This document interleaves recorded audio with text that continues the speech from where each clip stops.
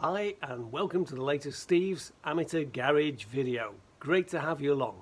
Today we're going to be working on my MGTF from 2002. It's my daily driver and it's up to about 99,000 miles now.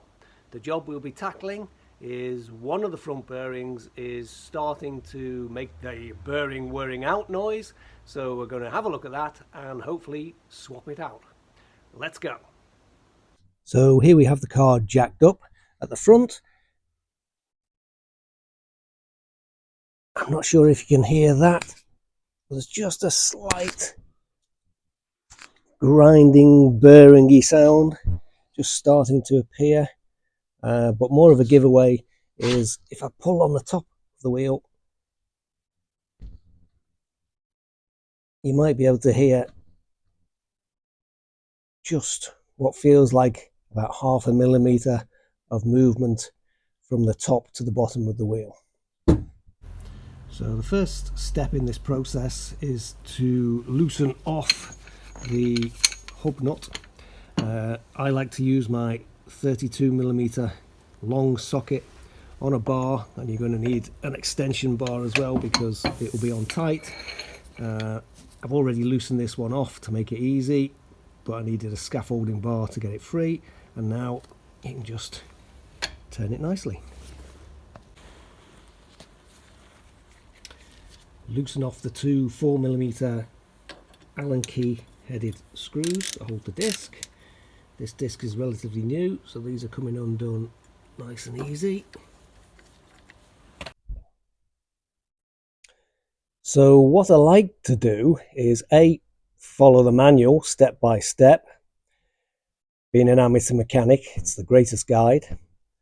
And B, loosen everything off without actually taking it all off first. That's just me being probably overcautious, but effectively the hub nut is now loose, the Allen key screws that hold the disc is loose, the two 15mm bolts on the inside of the caliper are loose, but the caliper's still on. The top suspension arm nut is loose there, and the tie rod arm, steering rod arm is loose. They're just ready to be split apart with my tapering tool. There's a big block of wood underneath the top arm and onto the subframe, just jammed itself in there. So everything is now ready just to be taken apart.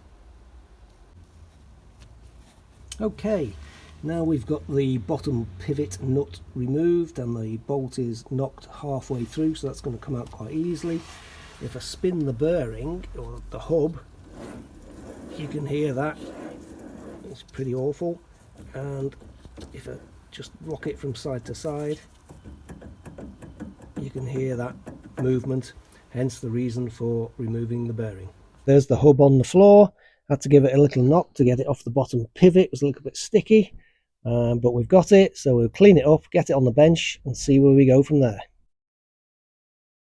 Here we are with the hub on the bench, supported by a couple of pieces of wood, and a 1-inch socket fits beautifully onto the drive flange, and a few firm blows have got it to move a few millimeters, and we'll just continue tapping that right the way through till it drops out the other side. A couple of firm blows later, I used in the end my 27mm deep socket, and that forced it right the way through, and there it is on the bench.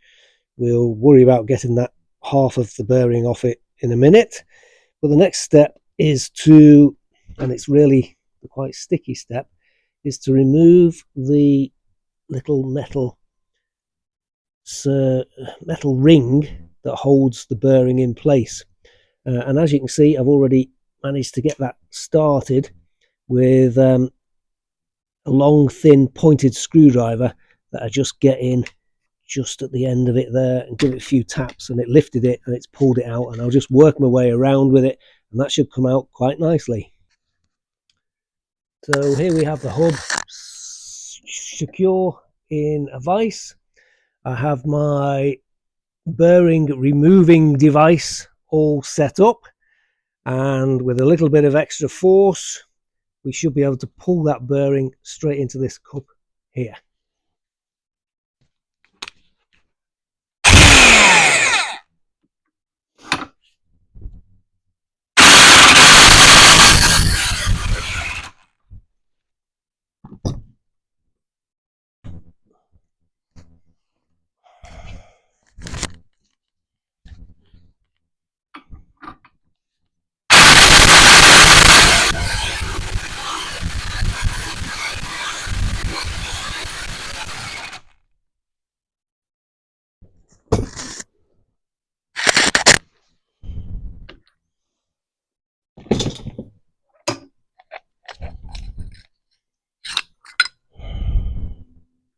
Job done.